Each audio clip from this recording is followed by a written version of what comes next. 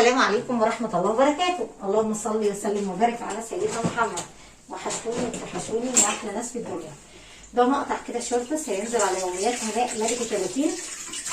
لو سمحت الناس اللي ما اشتركتش على ملكة 30 تنزل دلوقتي حالا تشترك وتحط لايك وسبسكرايب، والناس تفعل الجرس. الناس اللي ما فعلتش الجرس بليز لازم تفعلوا الجرس وتختاروا كلمة الكل عشان الامبراطوره او الاسطوره كل ما تنزل جديد يوصل لكم. عايزين نكبر ملكه 30.